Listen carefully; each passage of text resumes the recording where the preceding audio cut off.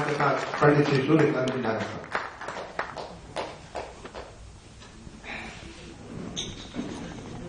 एक ही तो हो ही गई है। परमादरणीय सत्यन जी, राकेश जी, उर्मी जी, कुलकर्णी जी, मित्तल जी, नलिनी जी,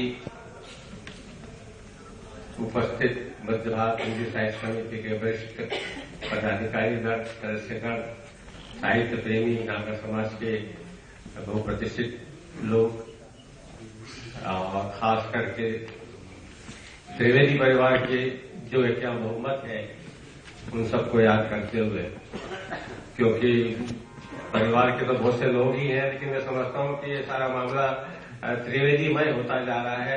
यहाँ राकेश त्रिवेदी है, यहाँ जयदेव त्रिवेदी है, और लगता है कि इस मैदान से द्विवेदी और चतुर्वेदी तो चतुर्वेदी तो जैसे गायब ही हो गए हैं। इतना वर्चस्व यहाँ त्रिवेदी परिवार का है। बहरहाल सत्संग जी के कहने के बाद तो कुछ बहुत कहने को रह नहीं जाता है, और बाकी समीक्षकों ने भी बहुत कुछ कहा है। लेकिन सबसे पहले तो मैं आशीष जी को उनके कृतित्व के लिए, उसके इस काव्य संग्रह के लिए बधाई देता हूं, अभिनंदन करता हूं, और आशा अपेक्षा रखता हूं कि भविष्य में उनसे और भी बेहतर रचनाएं हमको पढ़ने को मिलेंगी।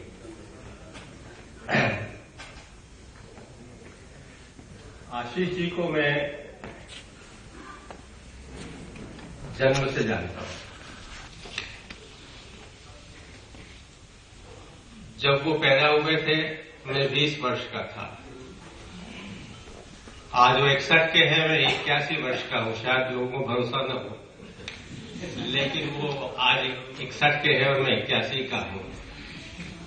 तो उनका पूरा विकास मैंने अपनी आंखों देखा है, और मैं जानता हूं कि वो एक बहुत सभ्य, सुशील, सज्जन और संवेदनशील व्यक्ति हैं। और शायद संवेदनशील है इसीलिए वे कवि है, कविता कर सके हैं। हालांकि संवेदना के बहुत सारे स्तर होते हैं, संवेदना की बहुत सारी डिग्रियां होती हैं, संवेदना का विस्तार होता है, और विस्तार वाली बात में भी इस वक्त नहीं जाऊंगा। लेकिन केवल संवेदनशील हो जाना भी पर्याप्त नहीं होता है। यदि आप संवेदनशील हैं लेकिन आपका किसी विधा के प्रति, किसी अनुशासन के प्रति आंतरिक रुचि नहीं है, स्वाभाविक रुचि नहीं है, उस तरह का अभिव्यक्ति कौशल नहीं है, उस तरह की भाषा नहीं है, उस तरह का अनुभव नहीं है आपके पास, तो फिर आपकी संवेदना आप तक ही सीमित रहेगी, वो बाहर उस रूप में प्रकट नहीं हो पाएगी। दूसरी बात होती है कि यदि उस हिसाब की प्रतिभा की भी बहुत जरूरत है। प्रतिभा नहीं होगी तो हमारे पास